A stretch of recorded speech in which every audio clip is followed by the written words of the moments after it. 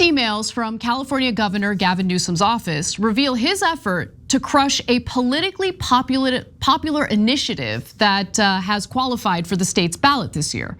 The measure would allow the state's voters to amend Proposition 47, which voters back in 2014 actually approved.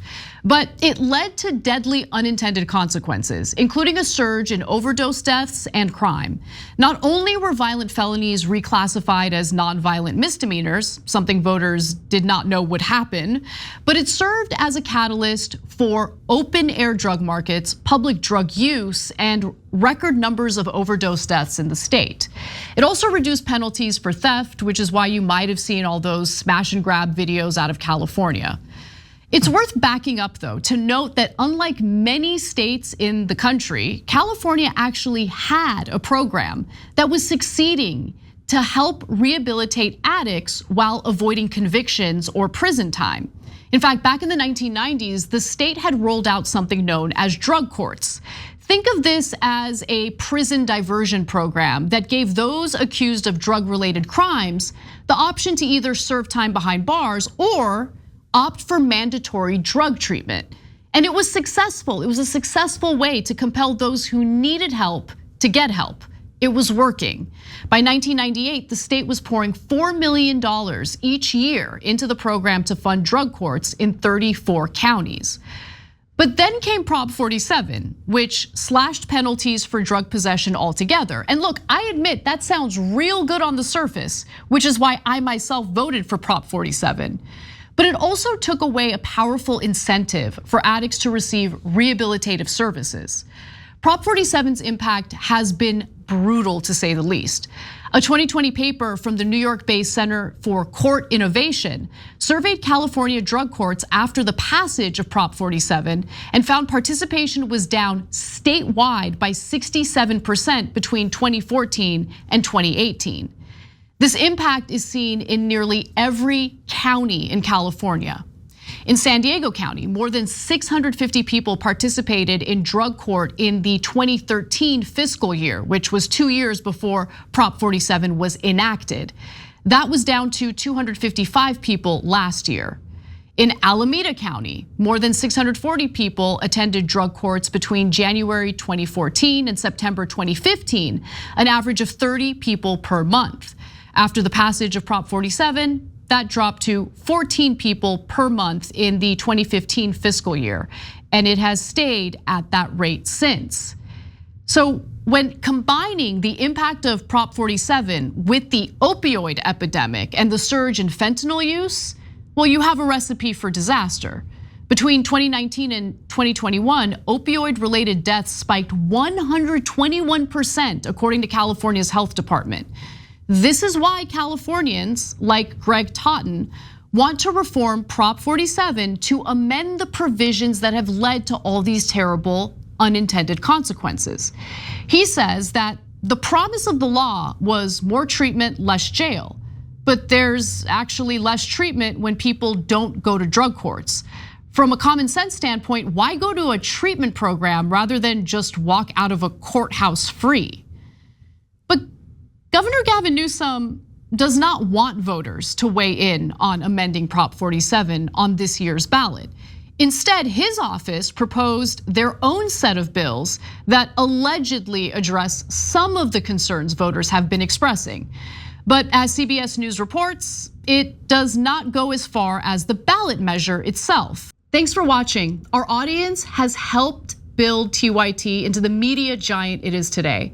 Together, we can accomplish anything. Support our work and join us at tyt.com/team. Later, email exchanges between Newsom's office and Greg Totten, who's of course behind this year's ballot measure to amend Prop 47, were leaked to CBS News. Those communications make clear that Newsom is worried about how reversing parts of Prop 47 will hurt him politically, especially as he's eyeing a presidential run in 2028. So he's seeking to maneuver around policy changes that voters in California want. Based on these emails, governor's office would prefer Californians not vote on reforming Prop 47 this year. In one email, the governor's chief of staff, Dana Williamson, tells the coalition's lead negotiator, Greg Totten, that leadership is willing to negotiate on its package of crime bills, which would take effect immediately, clarifying, as far as an initiative, meaning a proposal to amend Prop 47, we are open to something in 2026. Oh, Newsom is open to amending Prop 47 in 2026. When his term as governor is already over and he's less likely to suffer from the terrible optics of voters expressing their disdain toward a measure that he was a massive proponent of. In fact, Newsom was an early proponent of Prop 47 and consistently defended it, even as its downsides were evident to everyone paying attention. Newsom's chief of staff led the opposition campaign against previous attempts to reverse Prop 47. Californians rejecting his failed policy looks really bad while he's still in office. Jessica Levinson, a professor at Loyola Law School, says that you can imagine that Governor Newsom, while he's still governor, doesn't want to vote on a big issue that would be viewed as a rebuke of his legacy. He was very strongly in favor of Prop 47. Mike Trujillo, who supports amending Prop 47 and also works as a Democratic strategist, agrees, saying, I think that 2026 makes sense if you are the governor of California that does not want to have to deal with the actual problems occurring today in California. Most politicians always want to sort of kick the can, and Governor Newsom is part of that very old tradition. And there's good reason to believe that Californians will vote in favor of amending Prop 47. I mean, just take a look at what people are experiencing in the state's major cities. According to the Los Angeles Police Department, homicides have increased by 10.6% year to date as of June 4th. Robberies have also jumped by 17.6% over 2023, and more specifically, robberies that have taken place at Los Angeles businesses, restaurants, liquor stores, and clothing stores account for 894 robberies this year, which is up 43.6% from 2023. Los Angeles isn't the only California city experiencing a jump in crime either. Homicides are up 83% in Long Beach and 133% in Fresno compared to 2023.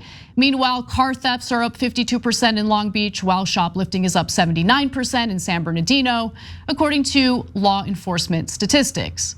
But Newsom is more concerned with his legacy, so he wants to resist any reversals of his disastrous policies. There are also concerns about how this ballot measure might galvanize more conservative voters in the state to actually show up and vote. That could potentially hurt Democrats in down ballot races. But let's get back to that email exchange between Newsom's chief of staff and Totten. Totten replied to Williamson saying, as I noted previously, our focus is on amending Proposition 47 on the 2024 ballot. If the administration is prepared to consider an amendment of Proposition 47 on the 2024 ballot, then we're happy to meet.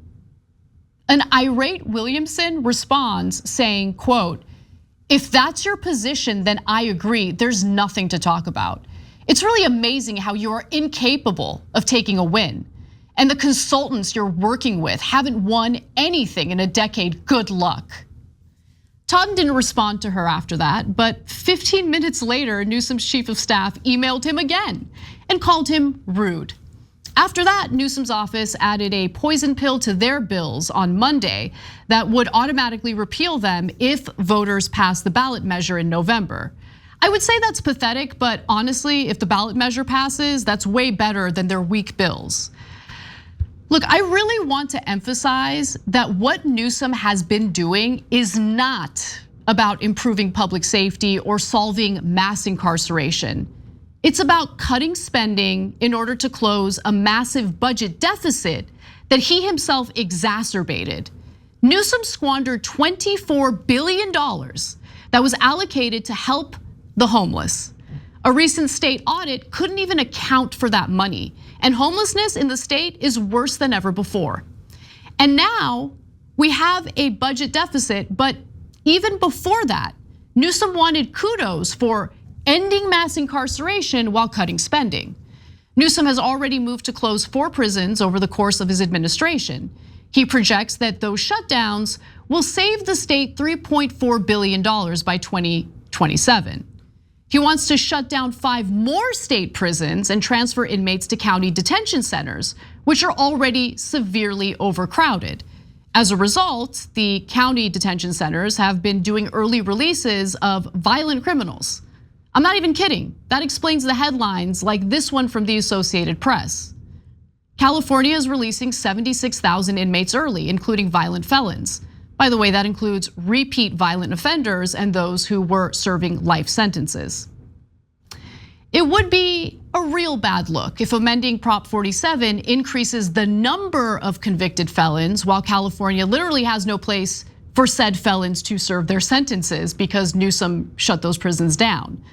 This isn't about public safety or reforming the criminal justice system. It's about saving money by cutting government spending. You think they're replacing those prisons with successful diversion programs, which tend to be more costly? Reforming criminal justice requires more resources, not less. But Californians United for a Responsible Budget said the state should shutter at least 10 more of its prisons. If convicted felons have nowhere to go to serve their time, the blame will be placed squarely on Newsom's horrible leadership. Not a good look for a narcissist obsessed with making his way to the White House. So it's important to know what Newsom's actually up to and the disgusting games he plays behind the scenes as he neglects the concerns of his own constituents in California and eyes a presidential run. The guy is smarmy to say the least, and I could say a lot more, but it would probably get me in trouble because I'm not supposed to be using foul language on the show. So get to know Newsom, get to really know Newsom, because who he purports to be is very different from who he actually is as a leader. Thanks for watching. If you become a member, you get to watch all this ad-free, except for, of course, this ad. Still, hit the join button below.